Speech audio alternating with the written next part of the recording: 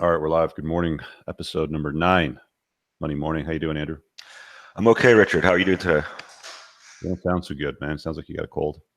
That I do. It's a rainy Saturday in Toronto. Rejoice.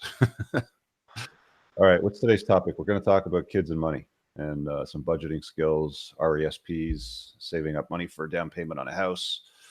I've got a sore back. You got a cold. Let's kick it. You ready to do this? Let's do this. All right.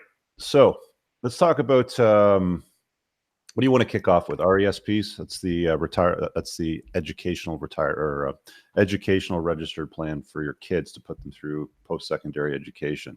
Sure. We can Basically, start there.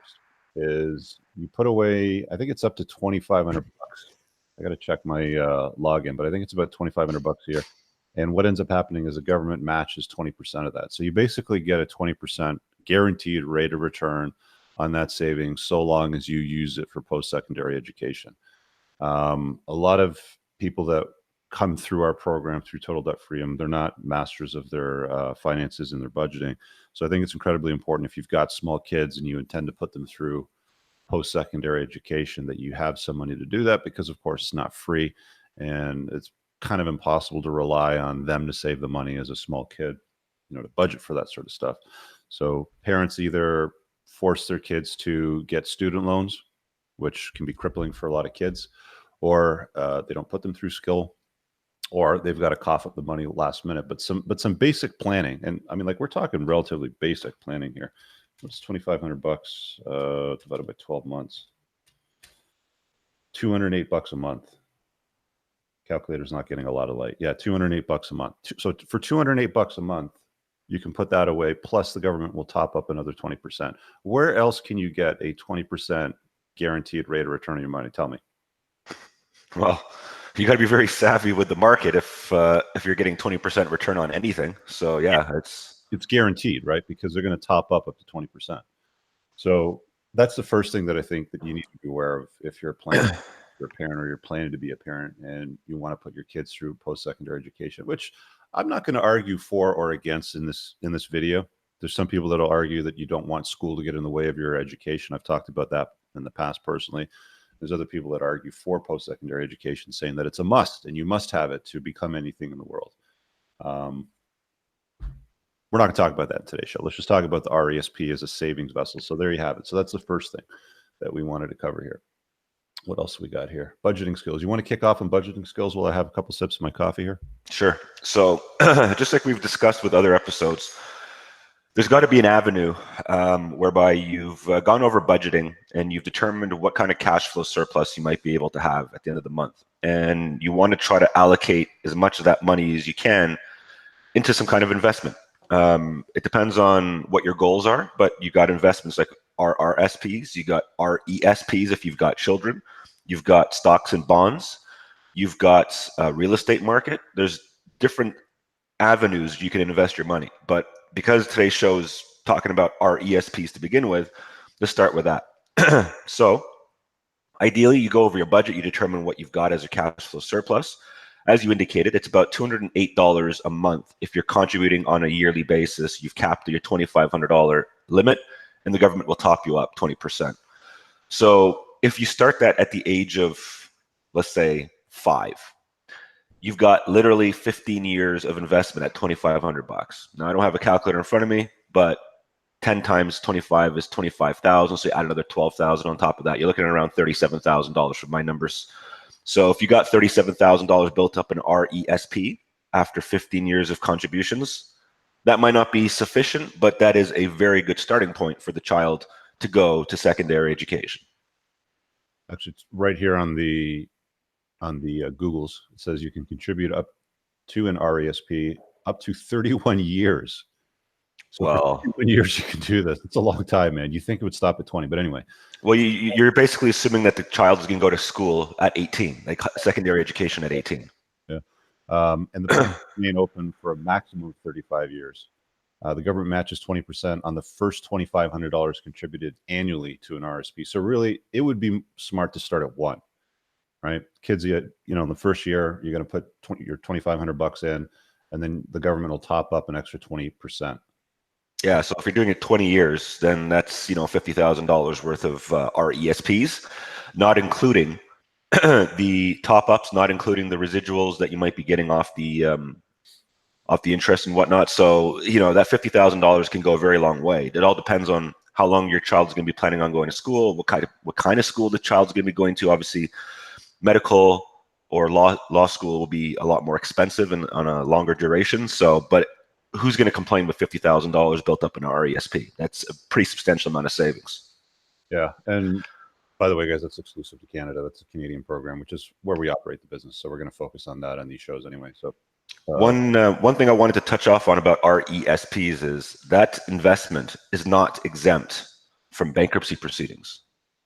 So if you have built up money in your RESP for your child, and at some point, let's assume that you need to get some bankruptcy protection, you will lose your RESP in your bankruptcy filing.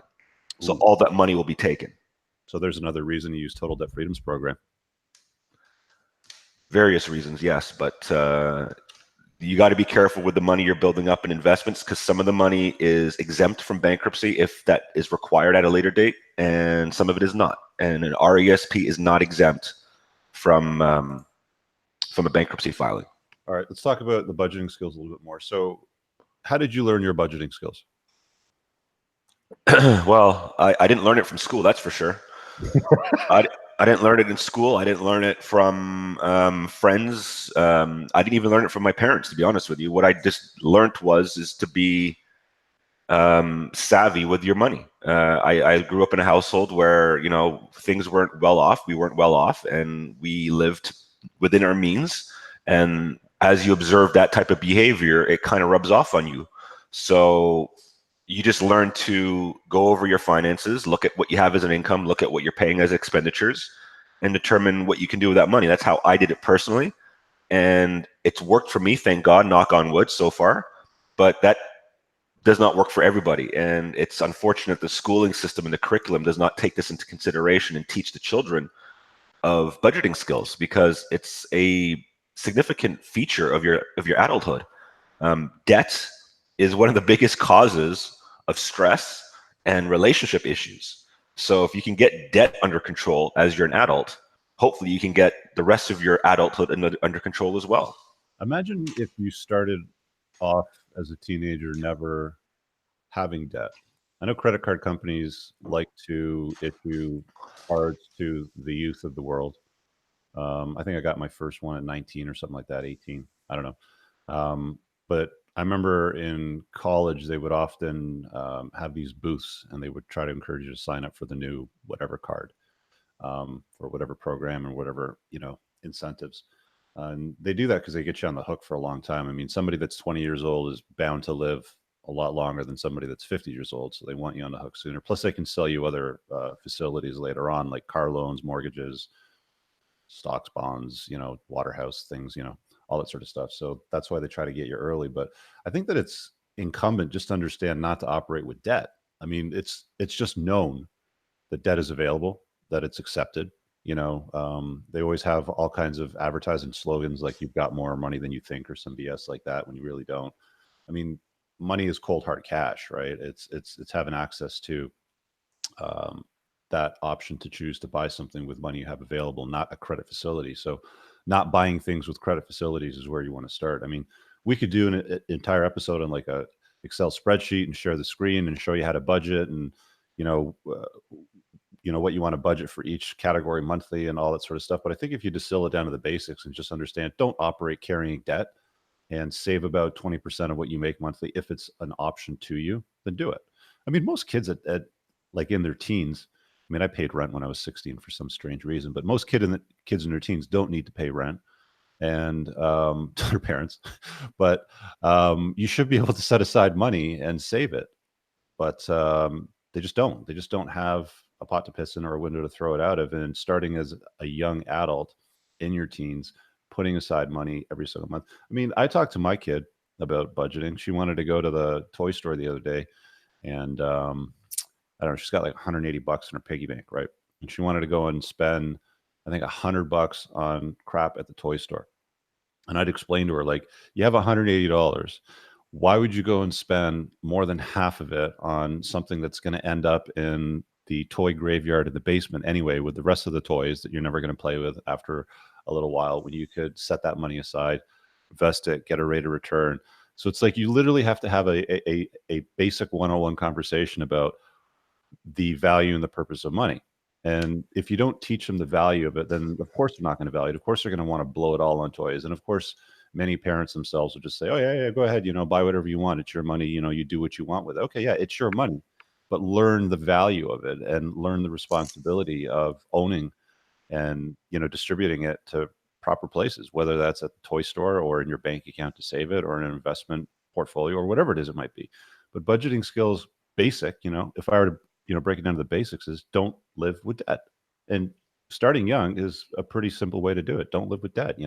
Make sure you've got money set aside and saved. Put away 20%, whether that's $20 or 20 cents or $200. Put away a certain percentage of, and I recommend 20% monthly, and save for something in the future. One of the things that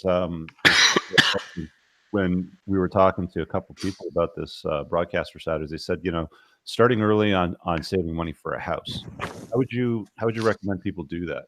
As far as saving money for a house and starting early on that. Well, that's a tough subject to really discuss, because most people are looking to buy property for themselves or their partners or spouses. And while it's fair to assume that parents can occasionally step up and give you a donation for the down payment, 20,000, 30,000, 50,000, whatever it might be, you shouldn't bank on that. And most people aren't looking at buying property when they're 12 years old, or that's not what their goals are. When you're 12, your goal is to go out and play with your friends, play hockey, read books, whatever it is that you're interested in. So you don't have the intent on saving money when you're 12 to buy a house. But with this day and age in Canada anyway, and in the greater metropolitan areas, you need a significant down payment to buy property in any metropolitan area now. So, realistically speaking, if you're looking to buy a property at 25, you're going to have to start saving at 15 to have a decent amount of money to put as a down payment. But you're talking about spending money as a child and your daughter and all that type of stuff. And well, at the end of the day, it's instant gratification, right? People, regardless if you're a child or an adult, people like the instant gratification. They like the idea of having a credit card at their disposal to go buy a pair of Jordans, or to go buy the newest, electronic, the next iPhone, the next iPad, or the next iPod, or something like that they want to be able to brag to their friends about. And because those things are expensive, they go put on a credit card. So in terms of property, it's good to start as young as you can, but it's difficult to do so at 15, because nobody at the age of 15 or around that age is looking to purchase property. They're looking to enjoy themselves with their friends, go out and go to the mall, go out to bars and stuff like that, go to the movies. So it's hard to get a 15-year-old to start saving, but that's really when they should start putting money aside for an investment like a property, because they're expensive. Here's the math on it. So, assuming the house costs $400,000, which is really hard to find in the GTA today right now. I mean, you have to go outside of Toronto to find anything in that price range, especially if it's a newer build. Maybe you're lucky, with a new build, you'll find a one-bedroom condo, for something like that, just outside of the GTA, maybe Toronto North or Yonge Street North or something like that. But you need 5% down, which is 20 grand, right? And most people in their 20s don't have 20 grand to drop down on a house, let alone have the cash flow to make the mortgage payments on it. I mean, if they've got a decent job to do it. So they've got this RRSP, first time home buyers plan, program in Canada, where you can borrow against your RSP up to $25,000 on a first time home purchase. To put 25 grand away, I mean, let's say you start when you're, your teens, and you're starting to work a part-time job, and maybe you make $5,000 to $9,000 a year in income, working part-time jobs, which is, doable. I think I was doing that like even around 15, 16. I used to work at White Rose and grocery stores, and I think my tax returns and my notice of assessment said something around $8,000 to $9,000 a year. It wasn't a lot. What about you? I think 12,000 is a realistic approach these days, with the minimum wage gone up. Yeah. 12,000 is $1,000 per month. It's basically just under half hours, so that's 15 to 20 hours a week. That's basically 2-3 shifts, one on the weekend, maybe 2 in the evening for someone in retail or catering or something like that. So it's doable. I think 10 to 12 grand is doable these days. Okay, so let's say you're saving $200 a month. It's $2,400 a year. 16 to 20, obviously that's 4 years. Maybe you're 25. Let's say 9 years in total. So 2,400 times 9 years. That's $21,600. Plus, you should expect some rate of return on that if you put it in, like even a basic mutual fund over 9 years should be more valuable than what it was when you started, right? Yeah, Maybe. you can easily get 3-5%. Like I think standard is like 3% on a GIC Mhm. locked in one. So if you're locking into a 5-year GIC at 5%, or sorry, 3%, it's minimal, but it's a rate of return. So you're gonna get money back on that 21,000. So there you go. You start at 16, you put away $200 a month. By the time you're 25, you'll have 25 grand. So there's your down payment, right? You can And also that, double sorry, up if if you've got a partner or a spouse or you're buying the house with somebody else. It doesn't actually say if you're purchasing. It says if you're purchasing with someone who's also a first time home buyer. So it doesn't have to be a somebody of the opposite sex. I mean, you don't have to be like married or anything like that. You could probably do it with your brother or a friend, even if you wanted to. yeah. I wouldn't encourage that, but anyway, um, then they can double up on it as well, and you got 50 grand, to put down because a max 25,000. You just have to repay it, I think, over 10 or 20 years. You can, take a look at the stats or talk to your accountant. But oh no, it's 15 years. 15. Yeah, it's 15 years. Yeah. So there you have it. So there's your mathematics to get your down payment for saving a new home. I mean, $200 a month is not. I mean, it's not going to break the bank for you. Or it's not going to take away too much from your entertainment fund.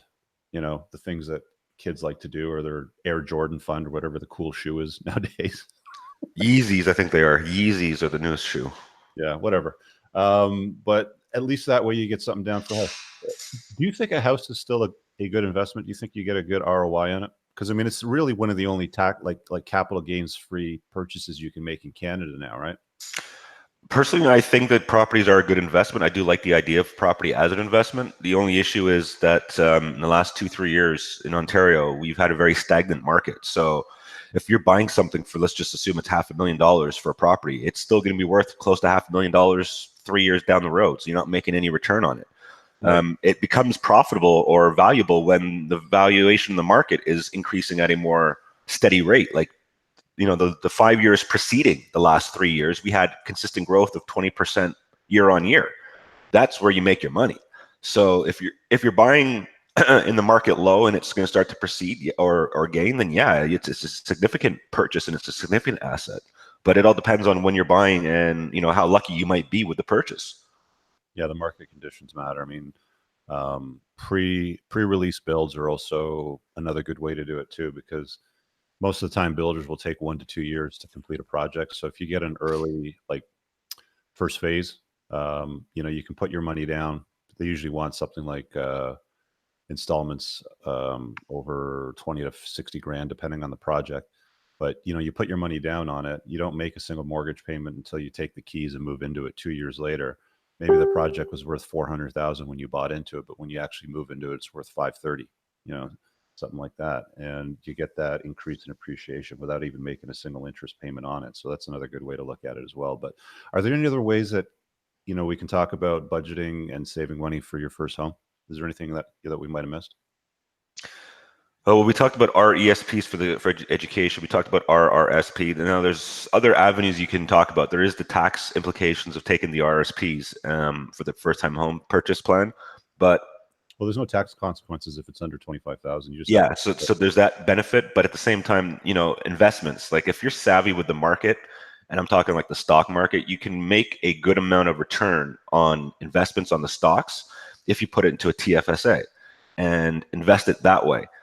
You got to be very savvy. You have to know when to pull the money out and when to buy and sell, but you can make a much better rate of return, tax-free if it's in your TFSA account, if you know what you're doing with the market. And I know people that have been pretty successful with that. So that's another avenue that you can use to, it's a gamble.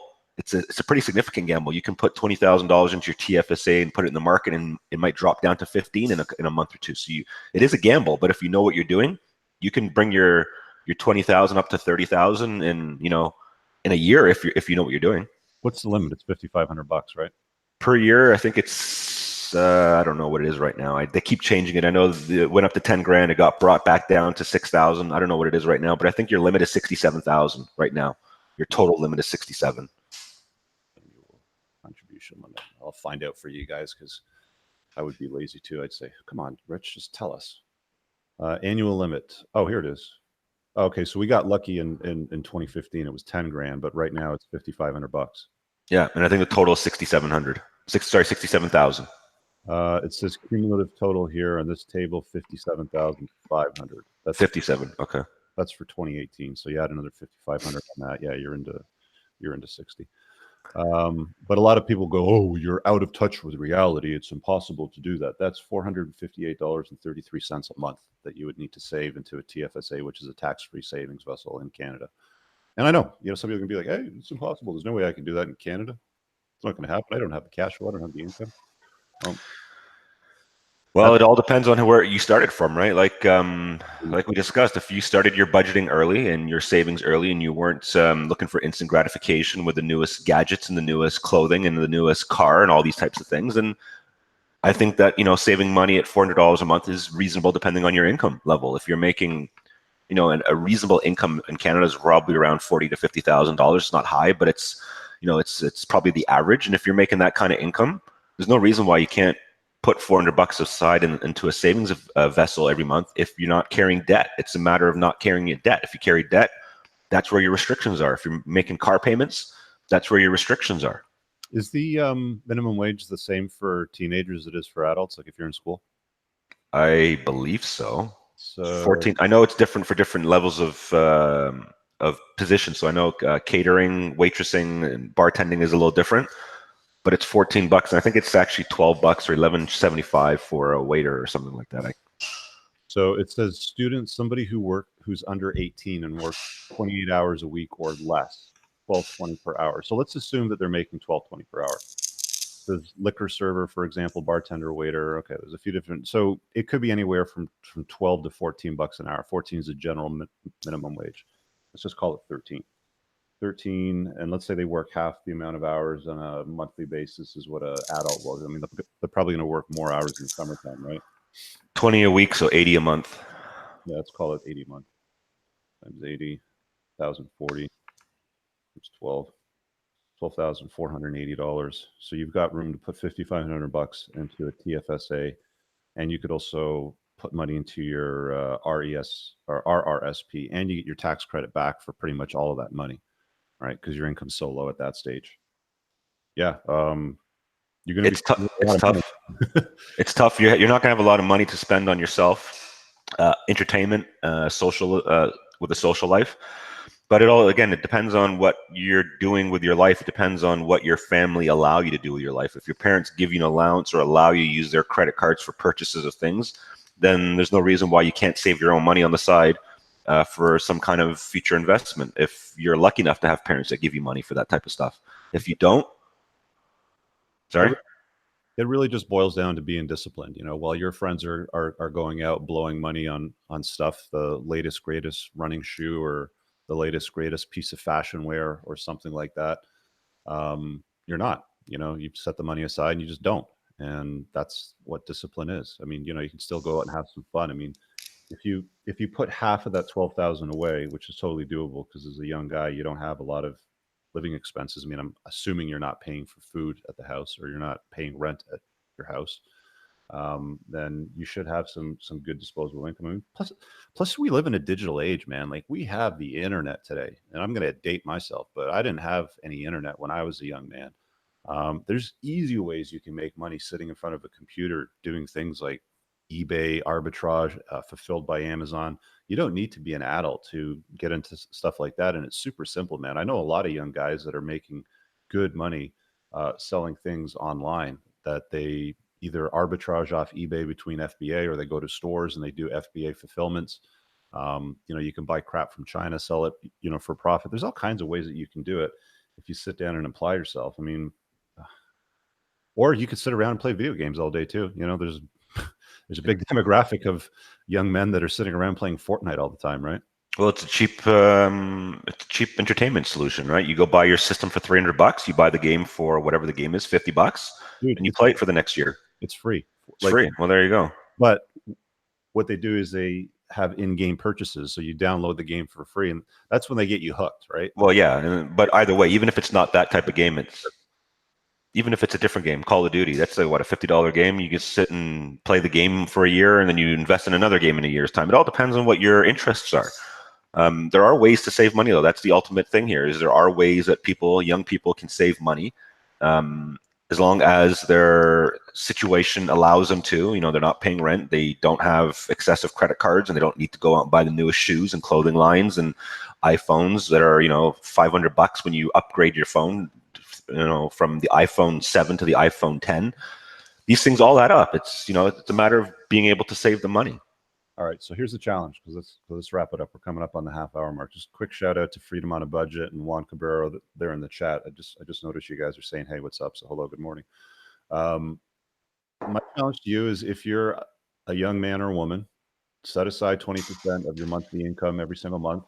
If you're in Canada, you've got tax-free savings accounts. If you're in Canada, you've also got retirement savings accounts. Actually, let me just make sure you can start. What